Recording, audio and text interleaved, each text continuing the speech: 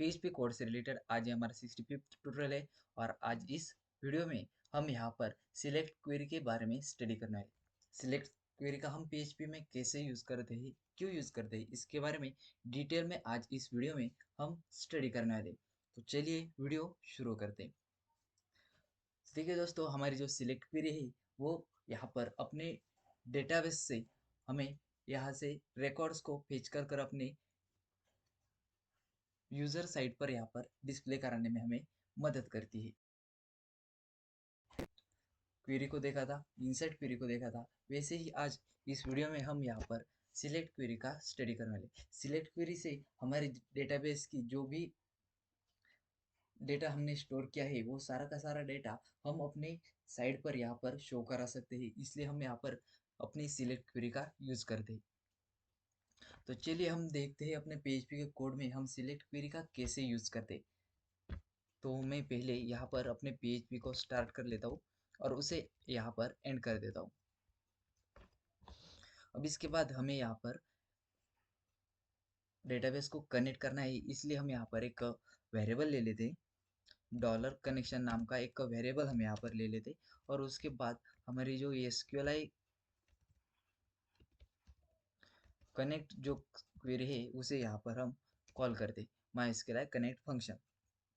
और हमारा ये जो फंक्शन है उसमें हमें यहाँ पर 4 पैरामीटर्स को पास कर देना। पहला जो है वो है लोकल होस्ट,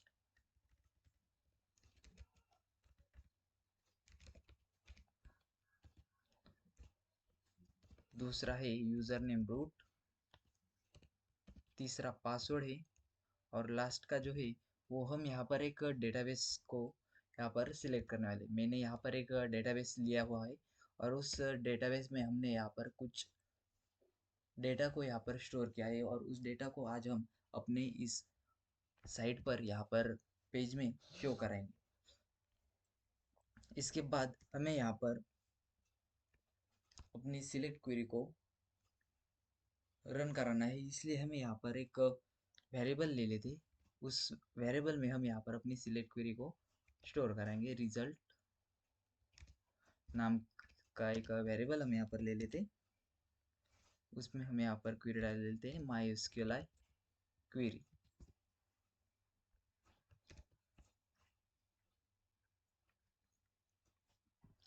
हमारी ये जो माइस्क्यूएल क्वेरी है वो यहाँ पर आपको पता है, हमने पिछले इंसर्ट के वीडियो में यहाँ पर देखा था। हम यहाँ पर भी माइस्क्यूएल क्वेरी ही यूज करते हैं। उसमें हमने यहाँ पर 2 पैरामीटर्स को पास किया था। यहाँ पर भी आपको 2 पैरामीटर्स को ही पास करना है। हमारा जो पहला पैरामीटर है वो है हमारा क्वेरी डेटाबेस का कनेक्शन। डेटाबेस कनेक्शन की जो पहली क्वेरी है उसे हमने यहाँ पर डॉलर कनेक्शन नाम के इस वेरिएबल में स्टोर किया है। उसे हमें यहाँ पर पहले कॉल करना है और उसके बाद हमें यहाँ पर अपनी सिलेक्ट क्वेरी को डाल देना है। सिलेक्ट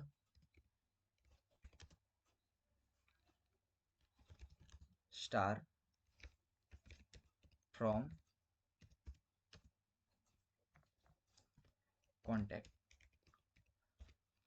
सिलेक्ट स्टार फ्रॉम, और उसके बाद आपको यहाँ पर अपने टेबल का नेम डाल देना है। हमने यहाँ पर AZ डेटाबेस लिया हुआ है। यहाँ पर हमने AZ नाम का ये डेटाबेस लिया है और उस डेटाबेस में हमने यहाँ पर कुछ टेबल्स इंसर्ट किए। उसमें से हम यहाँ पर कॉन्टैक्ट का जो टेबल है उसका डेटा यहाँ पर शो करने वाले, इसलिए हमने यहाँ पर कॉन्टैक्ट का जो टेबल है उसका नाम यहाँ पर ले लिया है। अब इसके बाद हमें यहाँ पर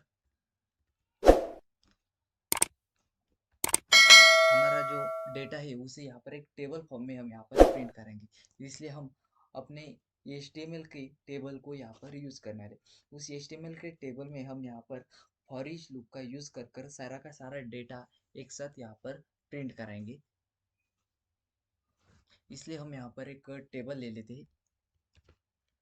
टेबल के फॉर्म में हम यहाँ पर डेटा प्रिंट करेंगे, जैसे कि हमें यहाँ पर अच्छे से अंडरस्टैंडिंग होगी और डेटा दिखने में भी अच्छे मैनर में यहाँ पर दिखेगा। इसलिए हम यहाँ पर टेबल ले लेते। उस टेबल को आपको यहाँ पर विड्थ दे देनी है। विड्थ दे देते हम यहाँ पर उसे 100%। अब उसके बाद हमें यहाँ पर इस टेबल को स्टाइल भी दे देनी।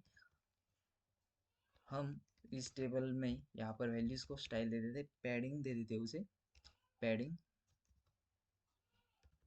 10 पिक्सल की पैडिंग हमें यहाँ पर दे देनी, सेमीकोलन। और उसके बाद हमें हमारे जो टेक्स्ट है उन्हें यहाँ पर सेंटर में लाना है, इसलिए हम यहाँ पर टेक्स्ट अलाइन सेंटर कर देंगे।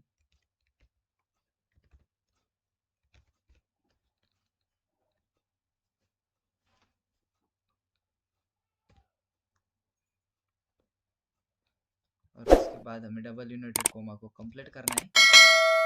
और इसके बाद हमें यहाँ पर अपने टेबल को क्लोजिंग टैग यहाँ पर लगा देना है। अब इसके बाद हम यहाँ पर इस टेबल में रो बनाएंगे, टेबल रो।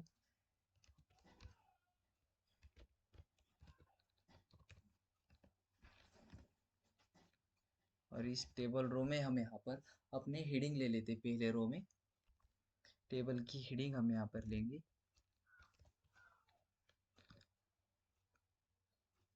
टेबल की हेडिंग लेने के लिए हमें यहाँ पर पहले अपने PHP माय एडमिन में चलते और देखते हैं। टेबल की हेडिंग लेने के लिए हम यहाँ पर पहले अपने PHP के माय एडमिन में चलते और अपने डेटाबेस को यहाँ पर देखते। हमने यहाँ पर अपने डेटाबेस के टेबल में कौन से रिकॉर्ड्स, कौन से कॉलम यहाँ पर ले लिए, उन सारे के सारे कॉलम्स को हम यहाँ पर इस हेडिंग में देने वाले हैं। इससे हम यहाँ पर पहले देखते हैं हमारे टेबल में कौन से कॉलम्स है। तो देखिए दोस्तों, मैं आ गया अपने PHP माय एडमिन में। और इस PHP माय एडमिन में हमें जाना है AZ नाम की इस डेटाबेस में। और इस डेटाबेस में आपको यहाँ पर इस कॉन्टैक्ट टेबल को यहाँ पर देखना है। कॉन्टैक्ट टेबल में चलते हैं हम। तो देखिए दोस्तों, हमने यहाँ पर 1 2 3 और 4 कॉलम्स हमने यहाँ पर लिए हुए हैं, आप यहाँ पर देख सकते हैं। अब यहाँ पर हमें 4 कॉलम्स वहाँ पर भी लेने होंगे। 4 हेडिंग के कॉलम्स हम यहाँ पर ले लेते। पहले हम देते हैं सीरियल नंबर,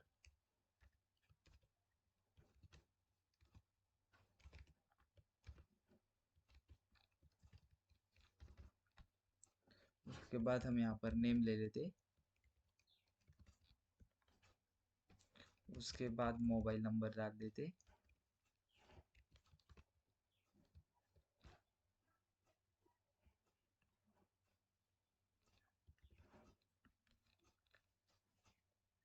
उसके बाद हमें यहाँ पर ईमेल ले लेना है।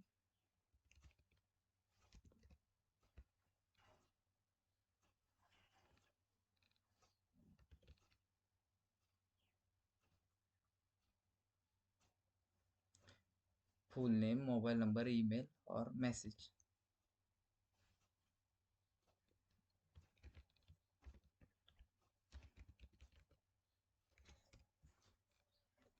ये 4 कॉलम्स हम यहाँ पर लेने वाले। अब इसके बाद हमें यहाँ पर और एक रो बनानी, टेबल रो।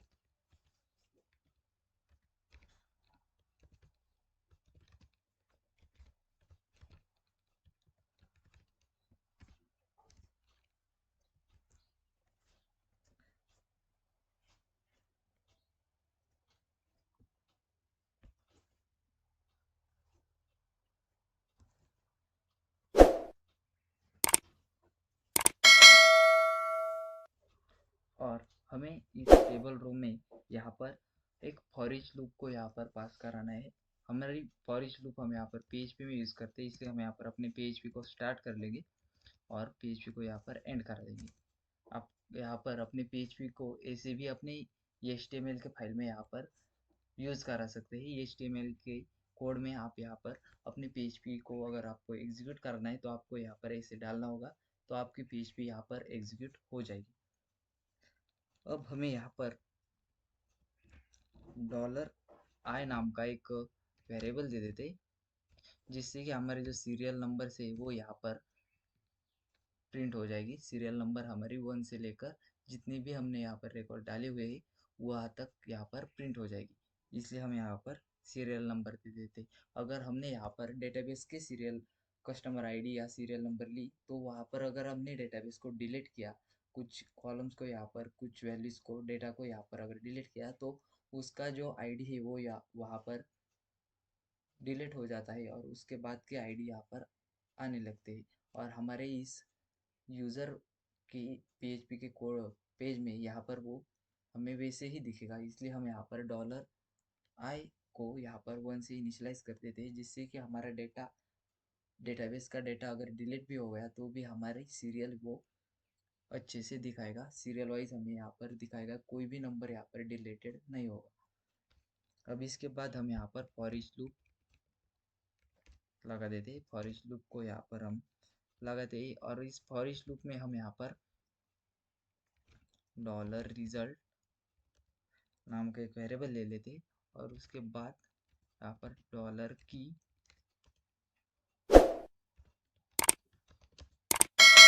एंड डॉलर रो,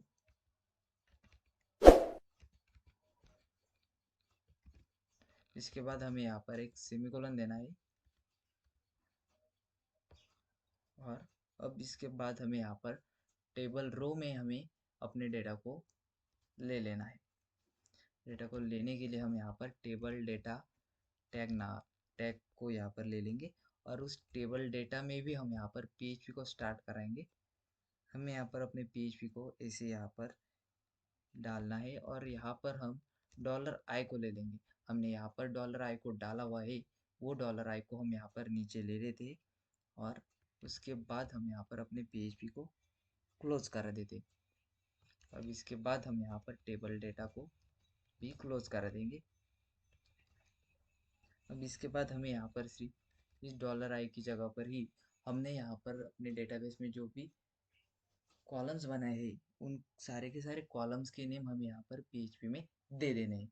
अब इसके लिए हम क्या करते हैं, यहाँ पर डॉलर रो ले लेते हैं और इस डॉलर रो में हम यहाँ पर पहले अपने फुल नेम को प्रिंट करेंगे। फुल नेम, पहले हम यहाँ पर फुल नेम ले लेते हैं और उसके बाद आगे हमारा फुल नेम के बाद full name, mobile number, mobile number और मोबाइल नंबर के बाद ईमेल और मैसेज,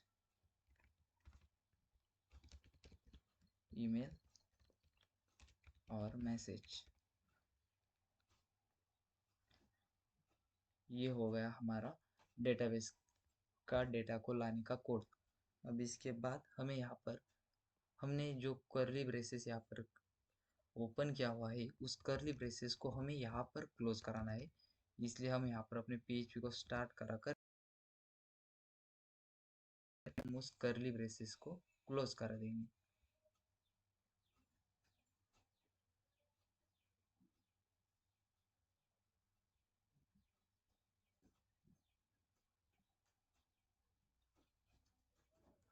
और इस फॉर ईच लूप में हमें यहाँ पर एज डालना होगा।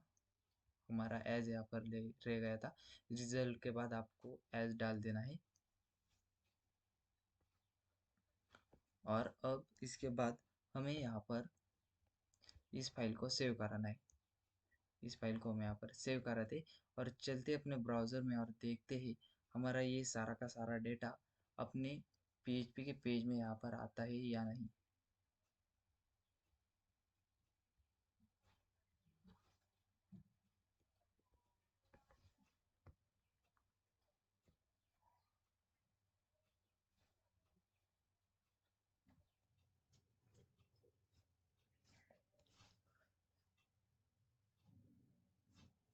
तो चलिए दोस्तों, हम चलते हैं अपने ब्राउज़र में और देखते हैं हमारा जो ये सिलेक्ट क्वेरी है वो यहाँ पर अपने डेटाबेस से डेटा को हमारे इस पीएचपी के पेज में यहाँ पर कैसे शो करती है।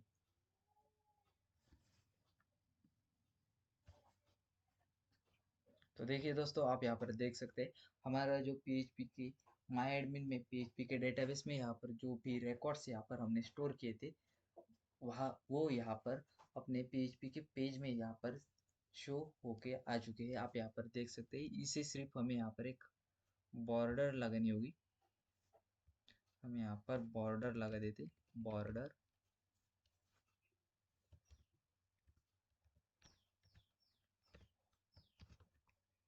1, बॉर्डर 1 डाल देते और इसे सेव कर कर इसे रिफ्रेश कराते।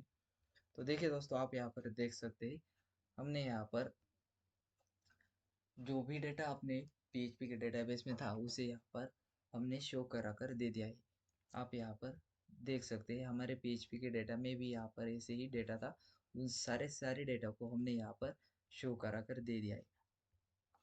आप यहाँ पर अपने PHP के कोड में ऐसे आप यहाँ पर सिलेक्ट क्वेरी का यूज़ करा सकते हैं और अपने डेटाबेस को अपने PHP के कोड में यहाँ पर शो करा सकते हैं।